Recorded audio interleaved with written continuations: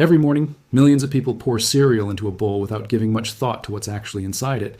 But a wave of independent lab testing over the past few years has forced a much closer look at an industry that has spent decades marketing itself around words like wholesome, natural, and heart healthy.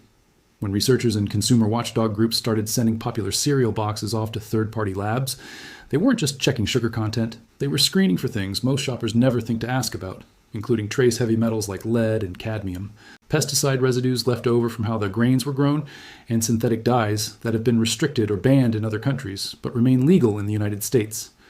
What these tests kept finding wasn't a single scandal so much as a pattern. Many popular cereals, especially the ones marketed most heavily to children, tested positive for detectable levels of glyphosate, the active ingredient in a widely used herbicide, even in products carrying labels that implied a cleaner or more natural process. The levels were often below the legal limits regulators allow, but independent toxicologists pointed out that those limits were set decades ago and haven't been meaningfully updated to reflect newer research on cumulative exposure, especially in small children who eat cereal daily and weigh far less than the adults those safety thresholds were originally calculated for. Sugar content told its own story, and not a subtle one. Testing confirmed what nutrition researchers have said for years, that many cereals marketed as a smart breakfast choice contain sugar amounts that rival or exceed dessert-level products, just repackaged with cartoon mascots and words like fiber and whole grain printed prominently on the box. In several cases, the first or second ingredient by weight was some form of added sugar, even in products branded around health claims, and serving sizes on nutrition labels were sometimes small enough that a person eating a normal portion would unknowingly consume close to double the sugar the label implies. Then there's the question of the synthetic dyes themselves, the reds, yellows, and blues that make cereal look bright and appealing on a shelf. Independent testing has repeatedly found these same dyes in American products that are either banned or require a warning label in the European Union, largely because of research linking them to hyperactivity and behavioral changes in children. Manufacturers have argued the doses are too small to matter, but the fact that the same company will reformulate the identical product without those dyes for European markets, while keeping the original formula for American shelves, has become one of the more uncomfortable details this kind of testing keeps surfacing. None of this means every box on the cereal aisle is dangerous, and it doesn't mean the entire industry is acting in bad faith. What it does mean is that the label on the front of the box and the actual contents inside it are often telling two different stories, and the only way anyone found that out was because someone outside the industry decided to test it, rather than take the marketing at its word. That gap between what's claimed and what's actually inside is really the through line of everything this kind of independent testing keeps exposing, not just about cereal, but about the food industry as a whole. Beyond the sugar and dye concerns, independent testing has increasingly turned its attention to something far less visible but potentially more concerning, the presence of heavy metals in grain-based products. When researchers tested a wide range of cereals, oatmeal, and grain snacks marketed specifically to toddlers and young children, they found measurable traces of lead, arsenic, and cadmium in a significant portion of samples. These metals aren't added intentionally. They enter the food supply through soil contamination, irrigation water, and agricultural runoff, which means the grain itself absorbs these substances long before it ever reaches a processing facility. The unsettling part isn't that trace amounts exist, because virtually all food grown in soil will contain some level of naturally occurring elements. The unsettling part is that for products aimed at infants and toddlers, whose bodies are still developing and who are far more vulnerable to even small amounts of neurotoxic exposure, the current regulatory thresholds were often found to be either outdated or simply non-existent for certain metals in certain product categories.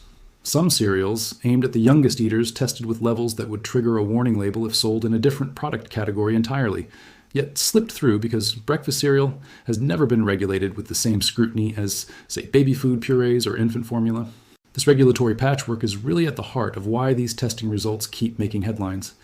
In the United States, food safety oversight is split between multiple agencies, and breakfast cereal in particular tends to fall into a gray zone where labeling requirements are stricter than actual ingredient safety requirements. A company can be in full legal compliance while still selling a product that independent toxicologists would consider concerning, simply because the laws haven't been updated to match current science. Compare this to the European Union, where food safety regulations tend to operate on a precautionary principle, meaning an ingredient can be restricted or banned if there's reasonable suspicion of harm, even before there's overwhelming scientific consensus.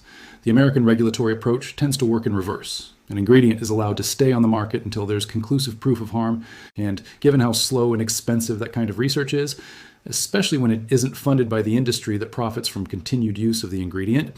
Many additives simply stay in circulation for decades under a kind of scientific limbo.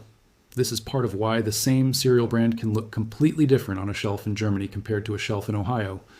It isn't a matter of taste preference or regional recipe tweaks. It's a direct result of two different regulatory philosophies operating on the exact same product formula.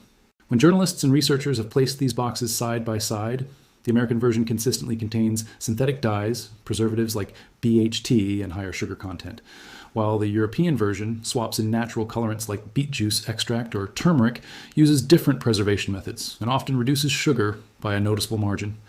The company insists both versions are safe, and from a bare legal standpoint in each respective country, that's true.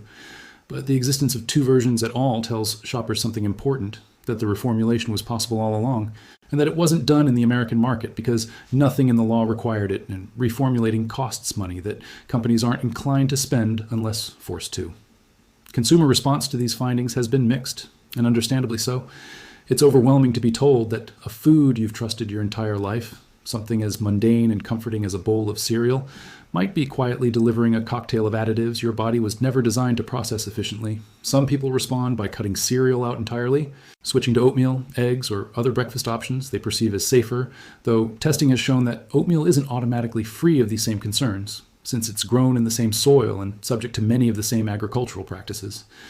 Others take a more measured approach, treating cereal as an occasional food rather than a daily staple, or specifically seeking out brands that have voluntarily removed synthetic dyes and reduced sugar content in response to public pressure, even without a legal mandate forcing them to do so. It's worth noting that not every brand tested poorly, and the testing data itself has actually been useful for identifying which companies are making a genuine effort versus which are simply relying on health-sounding marketing language without backing it up. Some smaller and mid-sized cereal brands, often the ones without the marketing budget to compete on shelf placement and mascot recognition, have consistently tested cleaner across the board, with lower heavy metal traces, no synthetic dyes, and meaningfully lower sugar content per serving. This has led some nutrition researchers to suggest that the size and market dominance of a brand may actually be inversely related to how much scrutiny its formula has faced, since massive brands with entrenched supply chains often resist reformulation, specifically because doing so at scale is expensive and disruptive, whereas smaller companies building their reputation from scratch have more incentive to lead with transparency.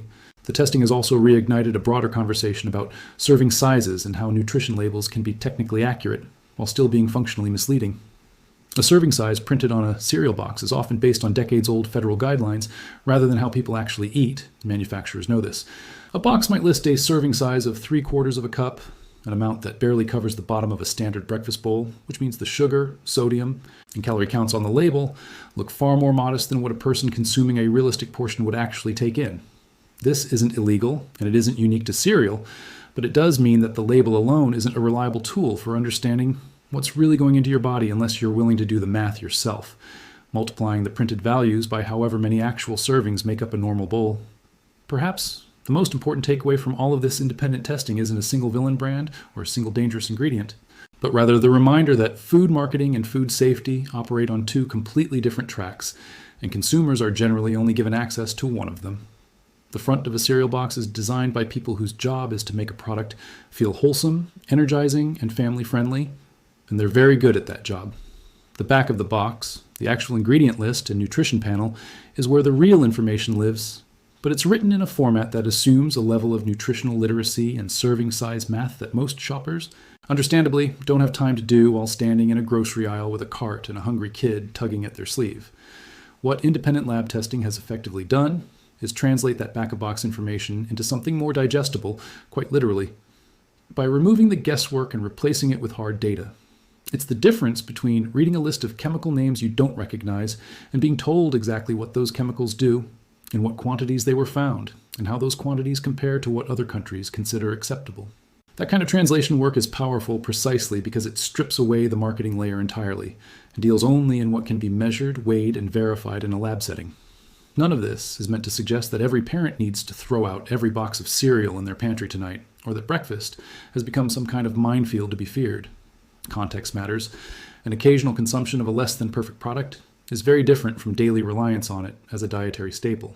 But awareness changes behavior, even in small ways, and that seems to be exactly what this wave of testing has accomplished.